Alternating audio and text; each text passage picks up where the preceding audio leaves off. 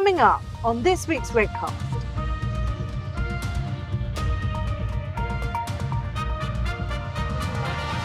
Imagine the day that you can have your equity derivatives desk have a hedge fund short an equity swap. You have to short sell the stock on the other side. You borrow in the stock to cover it, and your treasury have a repo out trying to fund the whole thing. And every single one of those products is talking the same set of language to each other on one piece of data with the same sets of processes for settlement, same sets of processes for life cycle events, that you're always in sync, you're hedged, and you have a consistent set of data and processes that connects with each other. Then you can put this out there in like a palette for traders to look at and go, okay, I want to do this trade, and I can take all these pre-validated things and I can create something that's still a stock loan perhaps, but it's got a nuance to it that wasn't there before, and it allows innovation to flourish within the confines, within a ring fence of what's been validated by the legal department.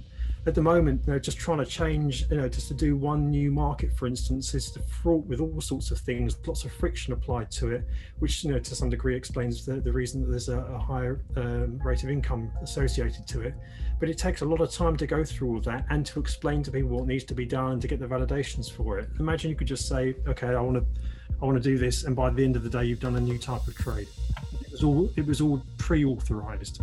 What a great world. The role of what we do as an association is changing, because I think over time, but quite quickly, we're now becoming the custodians of digital standards. If you'd said that to me 3 years ago, I would have said, what are you talking about? Could be weeks, let alone years, And I think that's absolutely crucial, because there are threats to financial stability as yet to be defined. We don't know what they are. It could be around the involvement of retail investors around swarm trading, okay, for example. When people understand that, then regulators can go, well, we actually want to look at the data in a slightly different way. Let's pull this data set. That's the power of what we've got here. It means you're going to be able to be much more responsive from a regulatory perspective to changing dynamics, but also you can put those new dynamics in almost at zero cost in some ways. And that's really key. So to answer your point, is this inevitable right at the beginning? Of course it is, because this is the only way to solve the complexities of the challenges we face today. The timing is right. I mean, but 10 years ago wasn't right for this conversation. It took us a long time to get the building blocks ready, but now we've got the windows in order to be able to collaboratively plan to implement them correctly. Welcome to Redcast, where we shine a light on banking digitization. Hi, everybody. I'm PJ DiGiamarino, CEO and founder of JWG, and I'm pleased to welcome you to the next edition of Redcast. Welcome back to the 600 listeners that have found us already on your favorite player. You can always find us on JWG's website. This is where we shine a spotlight on the key pain points of the financial system and really look at what's happening with the regulators, the regulated, and the technical companies, and how they're coming to grips with the digitalization challenges of this decade. We ran a fantastic panel with our colleagues at the trade association ISLA in March. It was all focused on the post-trade, and what we wanted to do in this episode was shine our spotlight really on what it takes for an industry to digitalize.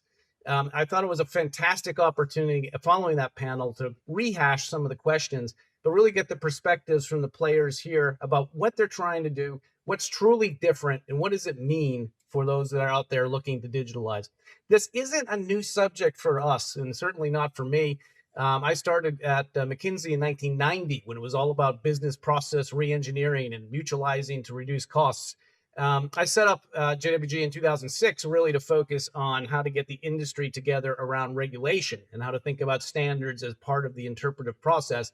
And we wanted to really get at this Redcast to tee up a lot of the great concepts that are happening in other areas and look at what's happening with things like the common domain model in general. But here we're not just talking about regulation. Hurrah! We're talking about the stuff required to digitize the whole industry. So I'd like to first introduce our speakers and really get them to come onto stage. Maybe just a quick word of introduction. Andrew, let's start with you. Great. Hello, everyone. My name's Andy Dyson. I'm the Chief Executive of ISLA, which is the International Securities Lending Association. For those of you who are new to ISLA. We're an association that represents the interests of our members who operate in the securities lending markets across Europe, Middle East, and Africa.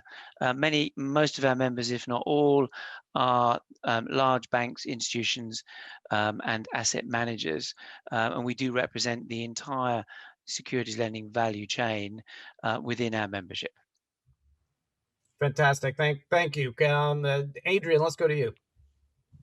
I'm Adrian Dale. I'm the head of regulation and market practice at ISLA. The market practice aspect of my role is looking not just at best practices, but also the digitization of the market. Obviously, that leads into market practices as well. There we go. Thank you, David. Hi, I'm David Shone. I look after the digital initiatives here at ISLA and have done since July. So that includes the CDM as well as the closed library work that we're doing, arranging papers and general digital advocacy. That's great. Andy, I want to come back to you first. You guys have just put out a paper, and it's a really, really fascinating read. I'm going to link it to the podcast for people who want to find it on the website. It has a quote in it that says, this digital initiative is being driven by the market, for the market, and should not be ignored. Why is that? What's so fundamental about all this? Okay, PJ, that's a great question. And once again, many thanks for the opportunity to be with you during this session. We, as I mentioned before, are an industry association looking at, what's important for our members and what are the things that they're beginning to ask us and talk about and what's driving their business development. Now, if we were to wind the clock back 10, 15 years, you mentioned in your introduction the idea of the mutualization of issues and commonalities was quite a novel concept. But what we're now seeing, and we would have been in exactly the same, where we would have been responding to legislation and member inquiries almost on a one-to-one, point-to-point basis. What we're now seeing across a number of business fronts is that some of the things that we have to do as an industry and participants in that industry are so complex and detailed and all-encompassing, they can really only be done if there's a concerted, united effort to embrace them. And the digital agenda is a classic example of that, where through the mutualization of the idea and the topic, we and the association can develop those essentially digital standards, and for the benefit of all of our member firms and wider stakeholders. And what that means is that about the middle of last year, David mentioned July, but a little bit before that, we've been doing quite a bit of work to understand, what is a common domain model? Why might it be important? And also aligned to that, what does it mean when you think about a clause library for, a master agreement? You may be aware that we own the master agreement that's commonly used across our markets. I guess the result of that analysis was that there was a march towards digitalization that was coming across all facets and elements of the world we live in, as well as financial services. And we took a view that it was vitally important that as that world began to appear in our world, we had to do one thing. We had to keep control of that agenda for our market and for our members. And what we didn't want is other groups, other areas, or other firms imposing those standards on us. I felt it was vitally important that our membership had a voice through the association to help work with us to create those digital standards. So you asked the question about, why is it important and why is it going to happen? Well, the simple fact is it's sort of happening regardless of what any of us say. Okay, the question is, do you want to be part of it or not? And I think we decided we did. We went to our board and they gave us significant funding to dive into the digital world in a serious way. David appeared, working with us with a wealth of experience in this area, and we embarked on two projects.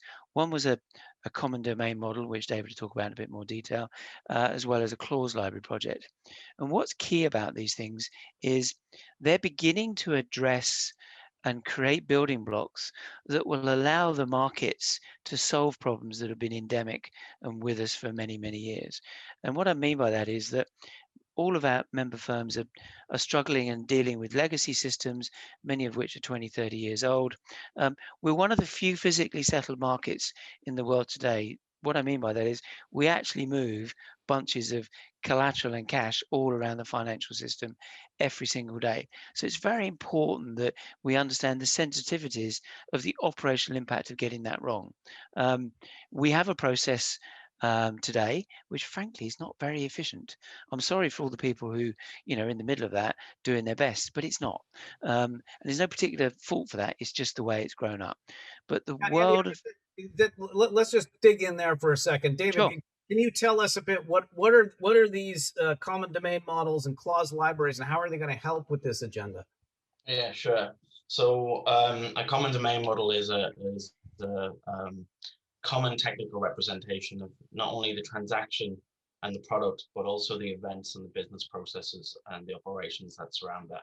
So there's plenty of standards today that not least the ISO 20002 standards for SFTR that define standard fields for describing a product. What they tend not to do is also describe the business processes and operational processes that go around them, the events. And they certainly don't necessarily digitize the legal documentation that go with them that actually should ultimately control what happens in certain events, such as defaults. Okay. Today, in the event of a default, you probably have a number of operational, legal, and risk teams running around trying to find all of the various documentation that they've signed that's likely stored as a bitmap somewhere in some cases still, and to work out which trades they need to do what with. Okay. So last year we started a pilot with Regnosis as our technical partners, basically taking the ISLA CDM as a seed and extending that, reusing components where possible. That's a large part of the principles, the design principles of the common domain model, is to be able to reuse components where it makes sense, just to reduce redundant pieces of data and duplication of functionality, really, because that's how you end up with different processes to do the same thing, is if you allow the model to operate in several different ways to achieve the same outcome. So and David, let's get Adrian involved here, because I think he's key on these market practices, and I think what you're describing are putting in place new building blocks, but fundamentally everyone's got to figure out how to get to those, and market practice drives all of that. Adrian, what's going on right now, and from your point of view? So market practice is great timing, because I just had a market practice working group. We've been working on best practices for quite a while, going through a review, part of the regular review, but also a review because of SFTR, the regulation that requires data to be routed to a regulator, which should have had lots of benefits, and it's had some. And there's also another regulation coming along, CSDR, which has got penalties. If you get it wrong, if you don't match up your instructions with your counterpart, then there's going to be penalties for it. So that starts up next year. SFTR went live this year. So with penalties about to be put on our members, we're looking at, okay, well, what are the that we're failing to settle? So in preparation for that, we did a settlement survey, and the data came back from that. And I was talking to the group about it just before speaking to you now. To give it context, we did a survey in 2018, and we've done a survey that we just finished now in March. And the conclusion from those two surveys are nothing's changed in about 2 years. Now, over that 2-year period, we've gone live with SFTR, which should have, because it's has dual-sided reporting in it and people are reconciling their instructions with each other, it should have improved settlement rates, and it hasn't, which I think is we're going to be talking about that for years to come, most probably, because that's a very interesting point. It also is an interesting point of, but hang on, you're going to be charged money for not settling, and you haven't improved in the past 2 years. So, back to you, the market. Well, what's going on there? Yeah, but let's talk about why, because I think on the panel I ran for you guys, it was very clear the numbers known, right? £3 billion a year is what we're talking about as an opportunity cost. So there's a lot of money there. If we start doing this in better ways, I guess, Andy, let's come back to you. I think you're getting on an interesting point about the dynamics here. What has to happen in order for people to realize, oh, okay, there's a piece of that for me, and that's I'm gonna start making some changes? It's a great question. We all seem to know where the problem is. And I think what's going to happen is there's got to be a bit of a change of thinking within some of our member firms to actually say, look, rather than acknowledging I'm just going to put another sticking plaster over this particular issue, which often revolves around getting more people in to do reconciliations, let's understand why we've got the breaks in the first place, and how are we going to go into that chain of events and deal with that through things like standardization, market best practice, and ultimately digitalization. So I think that, what's got to change here is people have got to almost wake up and recognize that you can't keep putting sort of stopgaps or sticking plasters over the issue. And the reason that's going to change pretty soon is you start going to get fined. In the past, there's been, and if I look at my market, and I've been in it a long time, the single thing that tends to change behavior is financial penalties or financial implications. So when you don't get fined for failing, and you're not getting funding rates are at zero because interest rates are at zero for failing, frankly, nobody cares. As soon as you bring in something like fines, we generally accept that fines do change behavior. People suddenly wake up and think, we better have a look at this. So I think the CSDR is the catalyst that's going to say to people, we need to take a look at this because we're bleeding money because we don't seem to be able to settle a trade. That's it, PJ. It's very straightforward. Our market is not that complex in that respect.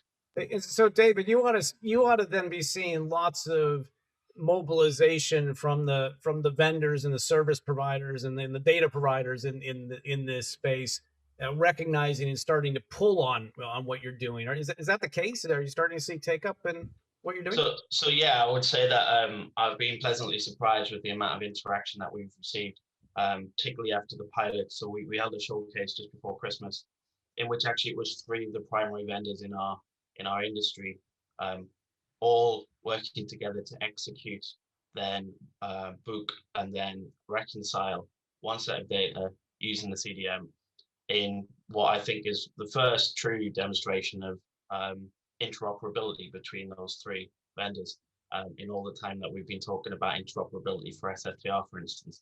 And now with the second phase that we're on now, the building out the minimum viable product, we actually saw another 10, 15 firms come along and asked to join the group, some of the larger investment firms and a few more vendors. So yes, I think we are seeing that uptick in engagement. Sorry, PJ, can I just pick up a couple of points? So Andy mentioned about putting plasters on things. If you take the example of, okay, penalties are coming, I want to reduce my exposure to them, what should I do? I'll hire some more people. If you hire more people, then you still have the same issues that you have at the moment. And it's a great example of putting a plaster on something by throwing resource at it simply isn't going to do it, because volumes in these markets is going to keep on going up as spreads go down. And you can't just keep on throwing more and more people at it. If you have a digital approach, then there's a way of saving money in there, because you can increase the volumes and not increase your resourcing. And that's part of the reason that firms are becoming more and more interested in the common domain model. Going back a second to your 3 billion number, there was a great quote. I can't remember who said it, but was it operational deficit? Was that the term that got used in your plan? Process debt. So that there's another example of that, throwing more bodies at it. But there's another cost implication that didn't come up in the panel, and it's for regulatory reporting. And there was a great pilot study that was done using CDM as well, but the derivative one, not the one that we're working on. That had a number of a 40% saving in terms of regulatory reporting cost, which I think it was amazing when I saw it. But actually, when you think about how much money's been ploughed into this SFTR regulation we've just been working on, that wouldn't have been required if you'd had these standards. And sorry, this is the last point. What that's brought up is that firms don't have the same view on what the life cycle of a transaction is, and that's exactly what the CDM is supposed to be, aiming at. And there are still breaks today on life cycle disagreements, we call them, between counterparts. And the only way to solve that would be that they all represent their data in the same way, not just to each other, but also in their internal systems. Yeah, Adrian, I think that's spot on, and I guess it highlights a bigger question around timing, right? And what I've seen, I mean, I was there in 2006 when MiFID I was rolling out, and everyone was just sort of taking a securities-based reporting regime and looking how to extend it. And then we went through it again 10 years later, But, for derivatives, we've been doing this for a decade, and it's all been very suboptimal because we've reacted very quickly. We waited, finally got the specs, and then we just reacted. And I think that the difference of timing that I see now is that people are getting ahead of things, right? You're talking about working on something now that's due next year, and that gives the market a chance to come together. I guess from my point of view, the challenge comes in that legacy, in that process debt or technology debt that you've got, and trying to get it to adapt. And I guess that's the big challenge: is how do you get everybody to realign against these new artifacts? How big of a challenge for CSDR do you think that's actually going to be? To me to answer, right? I think actually it's with the survey. Actually, I was talking about earlier. Actually, is giving us an insight into it. One of the responses that came back survey was the reason that something didn't settle is because the counterpart, the person who's delivering it to them, was insufficient. They don't have the securities. All that's telling you is that somewhere or other upstream, there's been those problems. There's been a life cycle disagreement. There's some static data that's gone wrong, or whatever it might be. And it's a very important light that security lending is a part in the wider ecosystem of financial markets. Assets are passing through the security lending market, and they could have come from anywhere else with different legal agreements, different standards that apply to them. And until you start to link all these things together to form that one chain across all the ecosystems, you're not going to solve some of these underlying problems. So there are some at the moment that when people look at them, they're completely unsurmountable. There's no way they're going to be able to solve them until the whole market starts moving towards digitization, and it seeps into every aspect of everything that everyone does. And at some point, there'll be something equivalent to the Cambrian explosion where all of a sudden the data will just fit together correctly and things will start to flow. And I wouldn't be surprised if it's as profound enough to appear on some of the pink newspapers and those sort of publications, because I think it'll be profound at that, and we'll see it happening. It's like almost like a revolutionary type of moment. I love that explosion. I guess who lights the match? Who puts it to the touch paper? Is it the legal guys who really want to adopt the common contracts and recodify all the legal agreements that they have, or is it more the ops and tech crowd that really wants to get these processes and reporting sorted out? And Andy, what's your view? You have a mixed membership there. Yeah, I think it's going to be a mixture of both. And what I mean by that is that already we talk to lawyers and legal representatives from member firms who are right at the cutting edge of working with us in terms of something like the clause library. They sort of get it and they understand the benefits of standardizing the variations and the clauses. And even I think the name of the game here is, PJ, is efficiencies. So they're looking for speed and efficiency of negotiation so they can use less lawyers, less legal time, which tends to be a premium cost. Similarly, in the ops world, not only have you got this idea of, legacy infrastructure, collecting around it more cost as it needs more people to keep it running, whether that be through reconciliations or whatever. But you've also got the scepter of fines. So I think people running post-trade areas will be now saying, well, we've not only got an inefficient model that we're probably underwater with, we've actually now got the impact of fines. So at an overall business level, people who run overall businesses, they've really got to be saying to themselves, actually, does this business still make sense from a P&L perspective? Perhaps it might not. And I do fear that some of this could, in theory, and this is an interesting debate, at one side could argue that people will be forced away from the market because it plays into the hands with people with scale. But actually, we would actually see it in a completely different way. By standardizing entry points into our market, which is what something like the CDM and the clause library do, it lowers barriers to entry in terms of cost, and therefore we will attract new entrants.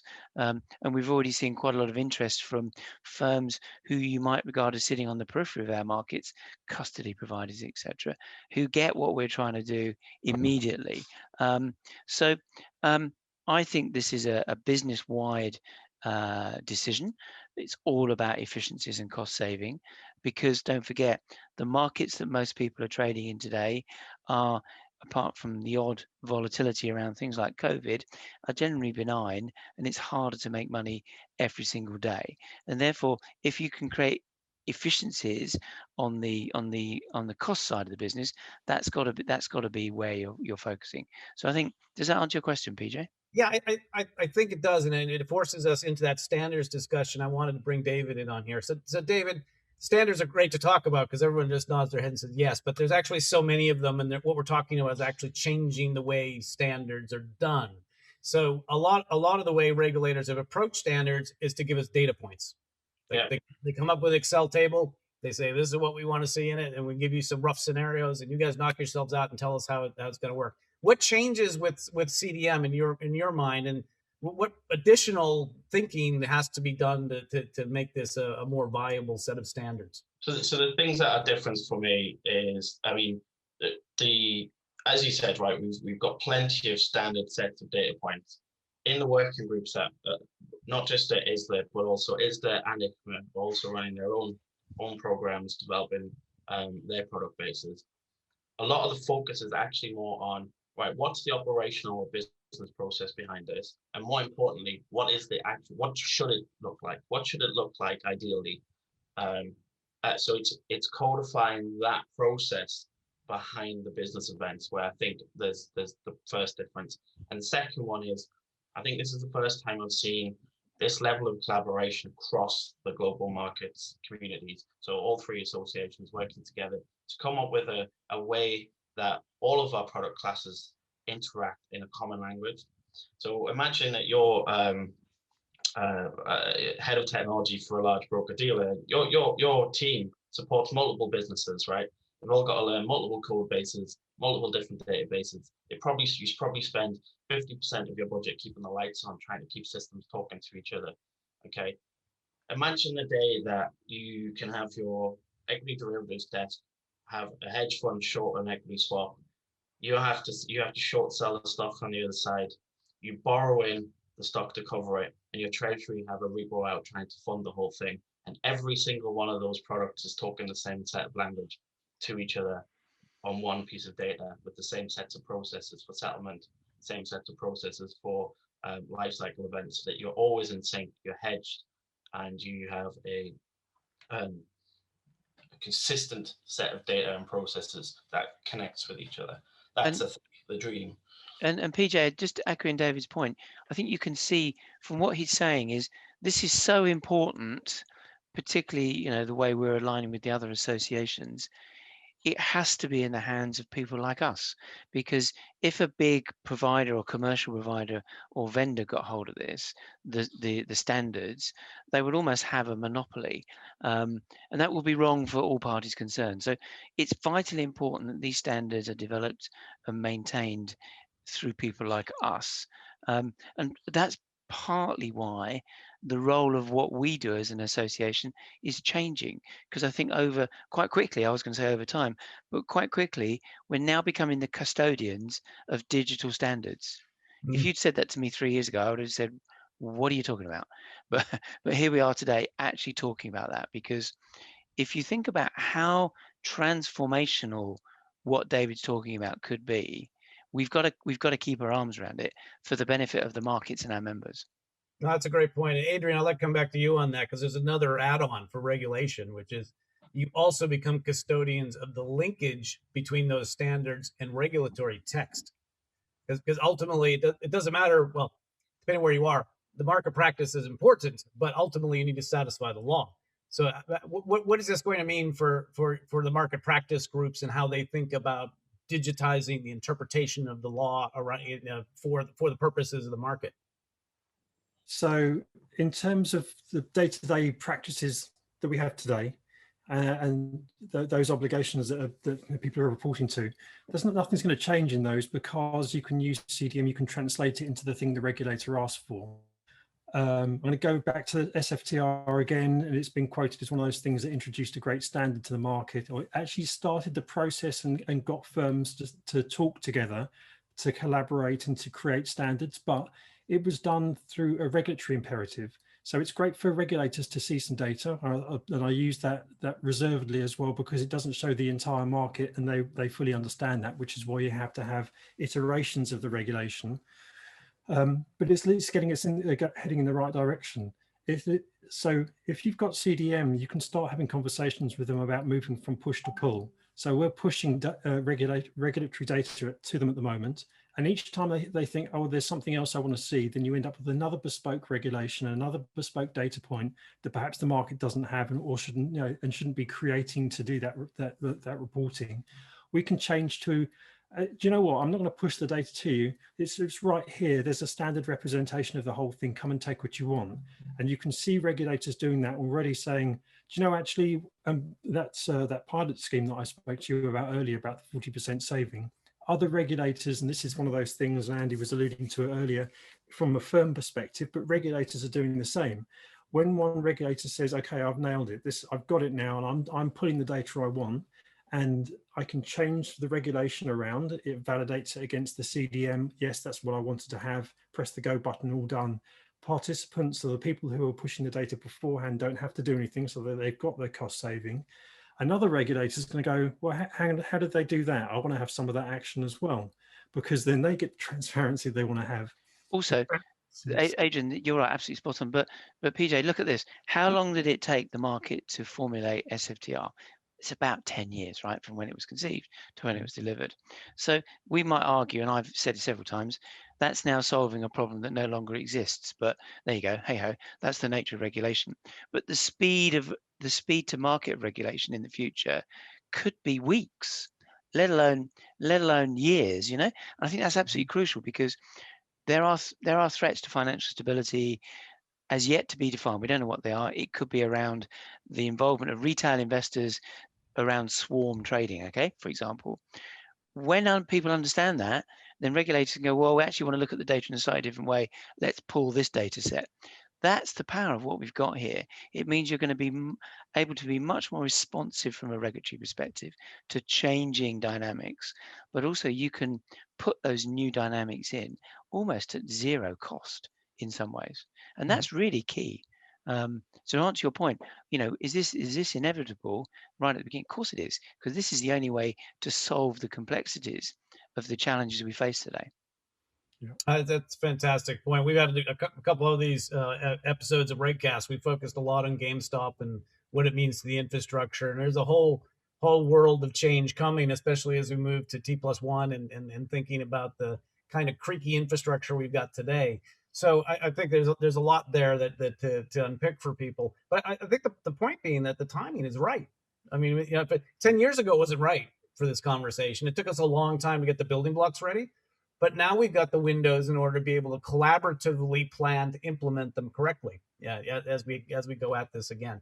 So I think that's great news. And guys, it's amazing, but we're already at half an hour here. So I want to start moving towards a summary from you. And I wanted to do that in the form of one big question. So you think about how you take a minute or so to answer the question about, once we're digital, so in the future, put yourself out whatever time period you like for that in your answer. What business will change the most, and what's it really going to mean for the infrastructure? And David, I'd like to lead with you, please. So, I mean, I think clearly it's going to be the post-trade world.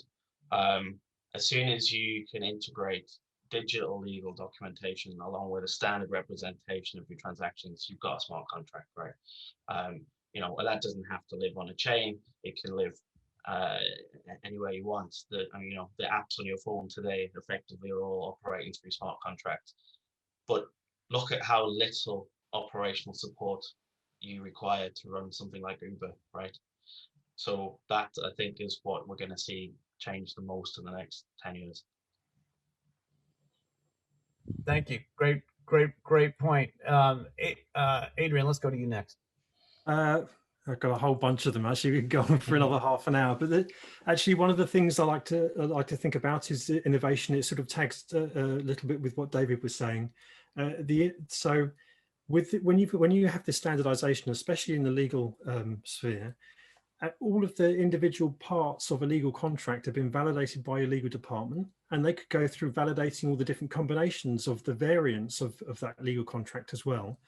Then you can put this out there in like a palette for traders to look at and go, okay, I want to do this trade, and I can take all these pre-validated things and I can create something that's still a stock loan perhaps, but it's got a nuance to it that wasn't there before, and it allows innovation to flourish within the confines, within a ring fence of what's been validated by a legal department. At the moment, just trying to change, just to do one new market, for instance, is fraught with all sorts of things, lots of friction applied to it, which, to some degree explains the reason that there's a higher rate of income associated to it. But it takes a lot of time to go through all of that and to explain to people what needs to be done and to get the validations for it. Imagine you could just say, okay, I want to do this, and by the end of the day, you've done a new type of trade. It was all pre-authorized. What a great world. Sounds fantastic. Andy, what do you want? Yeah, listen, it's a great question, and I would echo both what David and Adrian have said. The other thing I think this brings us to is a world where we've seen in the past that the decision to either connect or buy a service or trade with a counterparty can be driven quite often by how easy it is to connect with them or join up the bits of cable between each other. I think when we get to a point when all you need to say to a vendor or provider is, do you support the CDM? And then it truly becomes plug and play. So that's the first thing. And I'd like to see that world. And I think the speed at which we're going, that isn't as far away as people perhaps would think. And some of the legacy incumbents would like to think that's a long way off. I think it's coming pretty quick.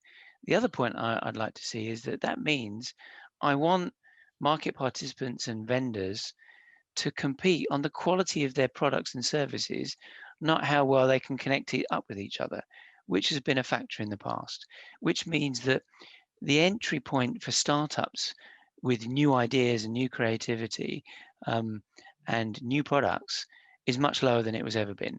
So therefore I see a big, deep, vibrant market that people can move in and out of. Now, that in itself is great, but it also presents a huge challenge or threat. Because if you make it really easy to enter a market, then somebody might show up in that market who could actually dominate. So, some of the incumbents from elsewhere in the digital space might see the opportunity, particularly from a digitalized perspective, and think, that's easy. We understand that market. It's all standardized. Let's move into it. We've seen that in other markets, which means you've got to be prepared to be confident you can compete on the quality of your goods and services, not put up barriers to entry. So I think there's an exciting time ahead for all because of these developments. Does that answer your question? It does, and thank you all very much for your very clear and concise answers. I think what I take away from it is, yes, absolutely, CDM and all of the tooling and infrastructure around it is critical for regulation, but even more critical for the economy. And it's that innovation cycle that obviously will help. Regulators will want to stay abreast of all that, but they can do it in a lot better ways than they're currently doing now.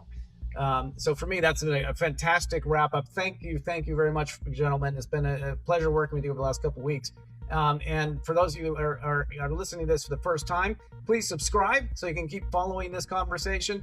Next episodes, we'll be covering more about what we're doing on the derivative side with a couple different trade associations there, and looking at how we're actually getting the benefits across the whole industry and what we think it really might mean from a market practice standards at some of the biggest firms out there. So without further ado, I thank you, and we will see you soon. Thank you. Thank you. Thank you. You can download the podcast via Spotify, Apple, and Google.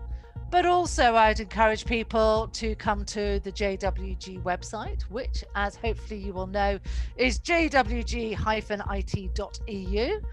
Go to the Intelligence Hub and create your bespoke library. This is Redcast, where we shine a light on banking digitization.